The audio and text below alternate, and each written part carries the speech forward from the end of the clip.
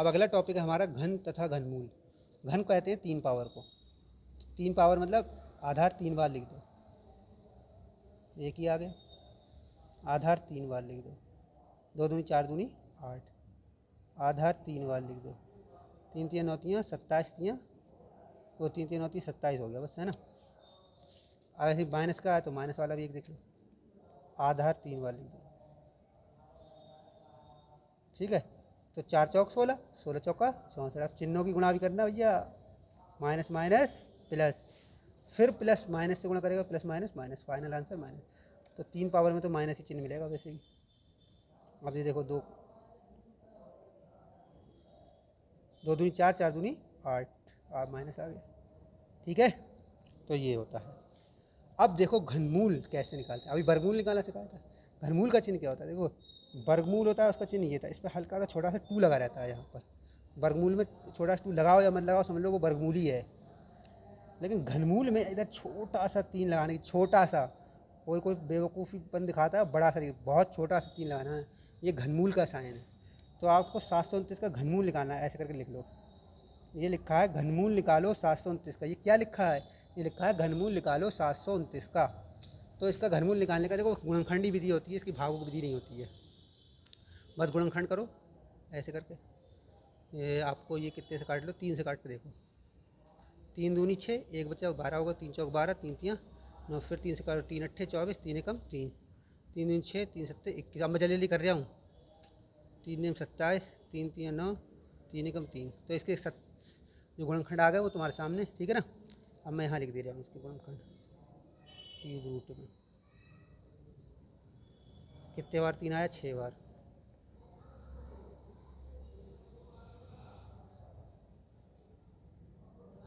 ठीक है, तो एक देखो घनमूल में ट्रिपलेट बनाते हैं, त्रिक बनाते हैं। वहाँ डबलेट बनाते थे, यहाँ ट्रिपलेट बनाते हैं, और हर ट्रिपलेट में से एक बाहर आ जाता है। तो अंदर कुछ बचा, कुछ नहीं बचा, मत लिखो फिर इसको, 3 तियाँ 9। तो ये 9 का घनमूल है, ठीक है। 1 से लेकर 20 तक के घनमूल भी याद कर लेना अपने आप निकाल के, जैसे जो निकाले हैं मैंने, ऐसे 4 का निकालना, 5 का निकालना, 6 का निकालना, 7 का निकालना, 8 का निकालना, 9 का, ऐसे करके 20 तक कर लेना, ताकि डायरेक्ट कैलकुलेशन में तुम्हें फ़ायदा दे दे। देखो इसका निकालना तो इसके भी गुणनखंड करो, 11 एकम 11, 2 बचे 23 हो गए, 11 दूनी 22, फिर 1 बचा 11 हो गए इधर, 11 एकम 11, 11 एकम 11, 11 एकम 11। देखो 3 बार आ रहा है 11, कितने बार आ रहा है, 3 बार। तो इसका मतलब 1 3 3 1 बराबर 11 गुणा 11 गुणा 11, तो कितना आ गया, 11 आ गया जी। कितना आ गया, 11 आ गया, सही है। तो इसका घनमूल, तो घनमूल निकालना समझ गए, बस इतनी सी बात है घनमूल में। अब हमारा बहुत ही महत्वपूर्ण टॉपिक शुरू हो रहा है, जो फिजिक्स केमिस्ट्री में दोनों जगह अपनी वैल्यू रखता है, और बीच बीच में सवालों पे आएगा ही आएगा। बड़ा कान खोल के अच्छे से सुन लो अब इस बात को। प्रतिशत क्या चीज़ होती है। जैसे आपके पास 100 रुपये हैं, 100 रुपये में से आपने किसी को 20 रुपये दे दिए। चलो ऐसे नहीं, यहाँ से लो ज़रा, थोड़ा समझ लो। आपके पास 100 रुपये हैं, आपकी जेब में 100 रुपये हैं, और 100 रुपये में से आपने किसी को 100 के 100 रुपये दे दिए, तो आपने उसे कितने प्रतिशत रुपए दे दिए। तो कहोगे जब पूरे दे दिए तो 100% दे दिए, जितना था सब दे दिया, 100% दे दिया आपने उसे। कितना परसेंट दे दिया, 100%। अगर आपके पास 100 रुपये हैं और आपने उसे 50 दिए, तो आपने उसे कितने परसेंट दिए, तो कहोगे आधे दे दिया। आधे को क्या कहते हैं, 50%। आ रही बात समझ में, यही चीज़ प्रतिशत होती है बस, और कुछ नहीं होता है, ठीक है। टोटल में से आप कितना हिस्सा किसी को दे रहे हैं, वही परसेंटेज कहलाती है। तो उसको मैथमेटिकली निकाला कैसे जाता है ये समझ लो। 100 में से 20 रुपये दे दिए, तो जितने में से देते हैं वो नीचे लिखते हैं, और जितने देते हैं वो ऊपर लिखते हैं। जैसे किसी बच्चे को एग्ज़ाम में नंबर देना है, 100 में से 20 नंबर आए, तो ऐसे ही तो देता है टीचर, 100 नीचे लिखता है पूरे नंबर, और जितने दे रहा है वो ऊपर लिखता है। तो ऐसे ही आपने इसको भिन्न के रूप में लिख लिया। फिर इसे परसेंटेज में कन्वर्ट करने के लिए बस आपको 100 से गुणा करना होता है, और कुछ भी नहीं करना होता है। तो देखो 100 से 100 कट गए, कितने आ गए, 20% आ गया। अब यही तो बात चल रही थी, 100 में से 50 दे रहे तो 50% बोल रहे हैं, 100 में से 20 दे रहे तो 20%। यही होता है परसेंटेज, और कुछ नहीं होता है। 100 में से कोई चीज़ कितनी दी जा रही है उसी को परसेंट कहते हैं। 50 में से 25 रुपये दिए, अब कितने परसेंट, तो अभी देखो इसी तरीके से निकाल लो। 50 में से कितने दिए, 25। अब परसेंटेज में कन्वर्ट करना है इसे, तो 100 से इसमें गुणा कर ली। 50 एकम 50, 50 दूनी 100, तो 25 इंटू 2, 25 दूनी 50, यानी 50% आपने हिस्सा दे दिया। 50 में से 25 आधा, 50% ही होता है वैसे भी। ठीक है, भिन्न को प्रतिशत में कन्वर्ट करना, ये ऊपर वाली बात ही लगभग एक जैसी हो गई।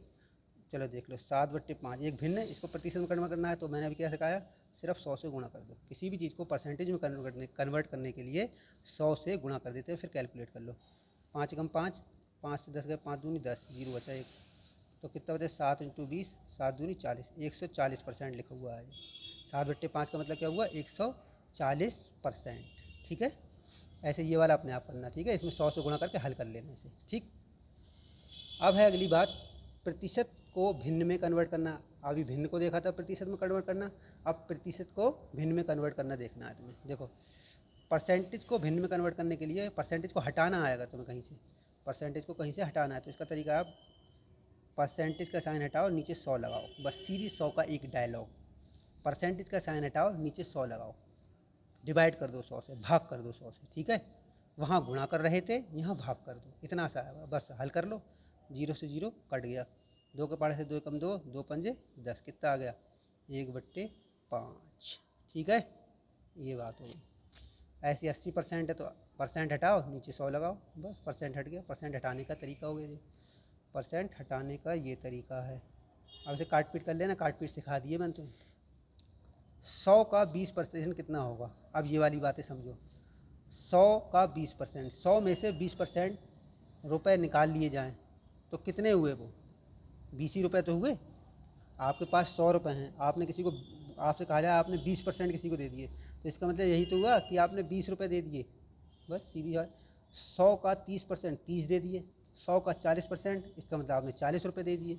सीधा सीधा होता है 100 में से तो। ठीक है, अब जैसे 50 का मैं कहूँ तुमसे, 50 रुपये हैं आपके पास, और आपने उसमें से 50% किसी को दे दिए, तो नेचुरल सी बात है आपके दिमाग में आ गई, आधा दे दिया, यानी आपने 50 में से 25 रुपये दे दिए उसमें। लेकिन ये सब मैथमेटिकली कैसे कैलकुलेट करा जाता है ये समझिए ज़रा। तो 100 का 20% कितना होगा, ये निकालने का तरीका क्या होता है। तो का मतलब देखो होता है गुणा, का मतलब होता है गुणा, इसको लिखा हुआ है 100 का 20%, तो 100 की जगह 100 जमाए, का की जगह गुणा लिखा, गुणा का निशान लगा दिया, 20 की जगह 20 का परसेंटेज हटाते हैं, तो अभी मैंने सिखाया नीचे क्या लगाते हैं 100, बस ये तरीका है। परसेंटेज हटाते हैं तो नीचे क्या लगाते हैं 100। अभी ऊपर देखो सवाल बिल्कुल तुम्हारे सामने लिखा हुआ है, बस अब इसे हल करो, आंसर आ गया। देखो 100 से सीधे सीधे 100 कट गए, कितना आ गया 20, आ गया 20, बस ऐसे हल कर जाते हैं। 1000 का 20% कितना होगा, तो बस 1000 का की जगह गुणा आ गया, 20 की जगह 20 आ गया, परसेंटेज हटाया तो नीचे क्या आ गया 100। एक जीरो से एक जीरो, ये वाले जीरो, 2 जीरो से 2 जीरो कट गए, इन 2 जीरो से ये वाले 2 जीरो कट गए, और इसकी इससे गुणा करी तो कितना आ जाएगा 200। 1000 का 20% कितना होता है 200। 1000 में से किसी को 20% रुपये दोगे, इसका मतलब आप उसे 200 रुपये दे रहे हैं। 1000 में से आप किसी को 20% दे रहे हैं, तो इसका मतलब क्या हुआ, आप उसे 200 रुपये दे रहे हैं। अच्छा, अगर आपसे कहा जाए 1000 में से आप 50% दे रहे हैं किसी को, तो इसका मतलब कितना हो जाएगा, आधे हो गए, 500 हो गए। कैलकुलेशन करके निकालोगे तो 1000 का 50%, जैसे लिख के दिखा रहा हूँ, 500 जाएगा, देखना 1000 का 50%, तो 1000 ऐसे लिखा, का की जगह गुणा लिखा, 50 की जगह 50% हटाया तो नीचे 100 लिखा, 2 जीरो से ऊपर के 2 जीरो कट गए, कितना 500 आया नहीं आया, बोलो आई बात समझ में। यही चीज़ परसेंटेज है। परसेंटेज की आत्मा को समझने की कोशिश करो, परसेंटेज है क्या, तो क्वेश्चनों में अप्लाई कर पाओगे। 2000 का 20% कितना होगा, अब ये अपने आप निकाल लेना बिल्कुल। 2000 गुणा 20/100 हल कर लेना। 100 का 120%, तो इसमें भी ऐसे करोगे 100 गुणा 120/100। ठीक है, अपने आप करना कैलकुलेट। परसेंटेज से रिलेटेड एक क्वेश्चन है, ये क्वेश्चन को समझने की कोशिश करो। ये क्या दे रखा है क्वेश्चन, कह रहे हैं राम ने एक पंखा 200 रुपये का ख़रीदा और 20% फ़ायदे यानी लाभ पर बेच दिया उसे कितने का फ़ायदा हुआ। तो 200 का लाया 20% पर, तो इस स्टेटमेंट को समझने की कोशिश करो। राम को जो फ़ायदा हुआ है यानी लाभ हुआ है वो 200 का 20% हुआ है। कितना हुआ? 200 का 20%, बस इतनी सी बात बोलना है, हो गया हल। लाभ बराबर 200 का कितने परसेंट? 20%। अब इसको क्या सॉल्व करना नहीं आता, अभी सिखाया। 200 की जगह 200, का की जगह गुणा, 20 की जगह 20, परसेंटेज हटाया तो नीचे 100 लगाया, 2 जीरो से 2 जीरो कैंसिल, क्या बचा? 2 गुणा 20, 2 गुणा 20 मतलब 40, यानी उसे 40 रुपये का फ़ायदा हुआ। तो इसका मतलब उसने पंखा कितने का बेचा होगा? 240 का। 200 का तो था ही, 40 का और फ़ायदा लगा के इसका मतलब कितने का बेचा होगा? 240। ठीक है। देखो आता नहीं है केमिस्ट्री में, केमिस्ट्री में पहले ही सॉल्यूशन वाले चैप्टर में ऐसा आता है कि 20% द्रव्यमान प्रतिशत, आया नहीं आया प्रतिशत? 20% द्रव्यमान प्रतिशत का मतलब क्या होता है? तो 20 बट्टे, भाई जब परसेंट हटाते हैं नीचे क्या लगाते हैं? 100। अब नीचे आपको सिखाया गया, नीचे बिलियन होता है और ऊपर क्या होता है? बिले होता है। तो यानी बिलियन कितना ग्राम है? 100 ग्राम। और बिले कितना ग्राम है? 20 ग्राम। बस समझ गए आप, यही चीज़ परसेंटेज। तो इसीलिए बेसिक मैथ पता होनी चाहिए, तभी फिजिक्स के या केमिस्ट्री के न्यूमेरिकल कर पाओगे, और डेरिवेशन के जो करे आते हैं बीच बीच में वो कर पाओगे। तो वही बेसिक चीज़ें मैं करा रहा हूँ यहाँ पर। ठीक है। तो ये परसेंटेज से रिलेटेड इतनी ही बातें आती हैं, इससे हायर लेवल का नहीं आएगा तुम्हारे लिए। इसके बाद हमारा अगला टॉपिक है अनुपात, जो अगले लेक्चर में देखेंगे। ठीक है।